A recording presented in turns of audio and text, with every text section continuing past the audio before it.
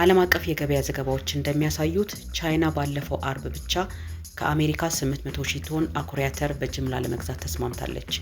ይሄ ወሬ በሀገራችን ካለው የዘይትና የእንቁላል ዋጋ መናር ጋር ምን ያገናኘዋል? በኩሽናችንና በኪሳችን ላይ የመጣውን ለውጥ መረጃ እንመለከታለን። አብራችሁን ቆዩ። ሰላም ጤና ይስጥልኝ የቻናላችን ቤተሰቦች። ዛሬ የምናየው ከጀርባው ግዙፍ የቢዝነስ ስሌት ያለበትን የዓለም ገበያ እንቅስቃሴ ነው።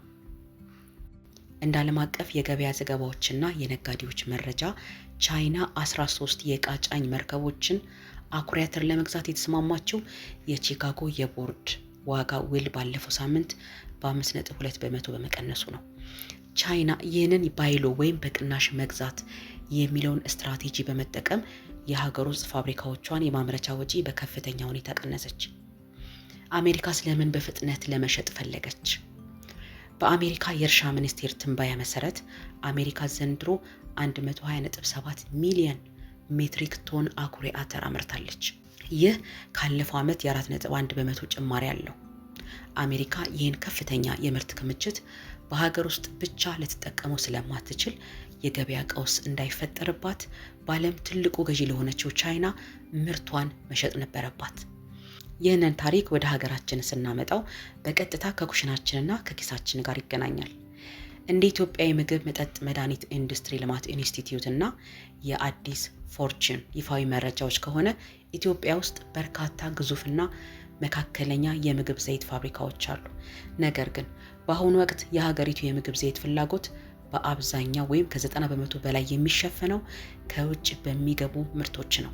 ትልልቅ ፋብሪካዎቻችን ማሽኖቻቸውን በሙሉ አቅማቸው እንዳይሰሩ ያገዳቸው ዋናው ምክንያት ጥሬ ዕቃ በሀገር ውስጥ በበቂ ሁኔታ አለማግኘታቸው ነው። ይህንን ክፍተት ለመሙላት ድፍድፍ ዘይት ከውጭ ለማስገባት ብቻ ሀገሪቱ ከፍተኛ የውጭ ምንዛሪ ያስፈልጋታል። ሀገራችን የጀመረችውን የውጭ ምንዛሪ ተመን በገበያ የመወሰን ማሻሻያ ተከትሎ የዶላር ዋጋ ስለጨመረ ከውጭ ድፍድፍ ዘይት አምጥቶ ማምረት ለፋብሪካዎቹ የማምረት ወጪን እጅግ ከፍ አድርጎባቸዋል።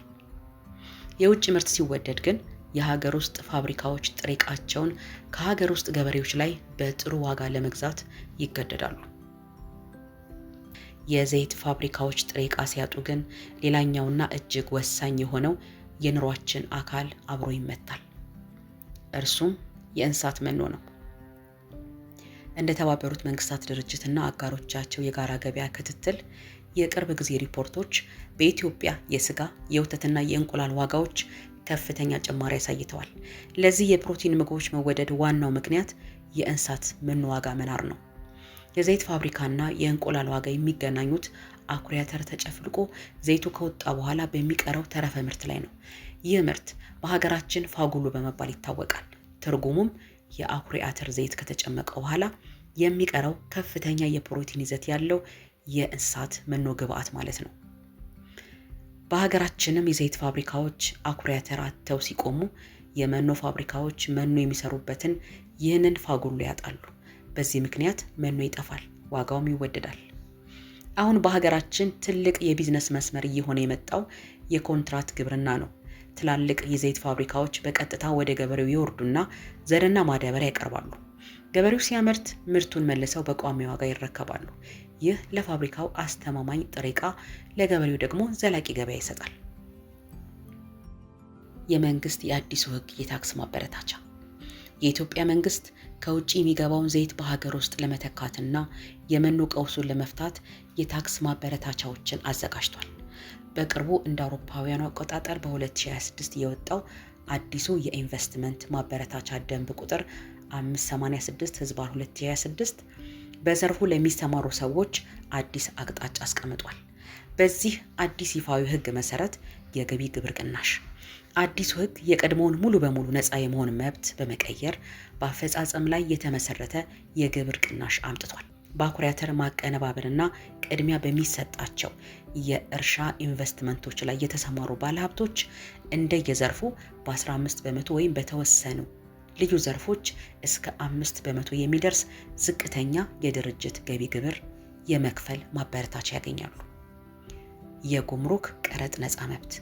የዘይት መጭመቂያና የመኖ ማደባለቂያ ግዙፍ ካፒታል ማሽኖችንና የፋብሪካ መገንቢያ ዕቃዎችን ከውጭ ሲያስገቡ ከማንኛውም የጉምሩክ ቀረጥና ከውጭ ከሚገቡ ምርቶች ቫት 100% ነፃ ሆነው ይገባሉ። የካፒታል ወጪ ቅናሽ ማሽኖችን በገዙበት የመጀመሪያው ዓመት ላይ ትልቅ የካፒታል ወጪ ቅናሽ እንዲያገኙ ሕጉ ይፈቅዳል። በማጠቃለያው ቻይናና አሜሪካ በአኩሪ አተር ገበያ የሚያደርጉት ትንቅንቅ ለሀገራችን የቢዝነስ ሰዎች ትልቅ ደወል ነው።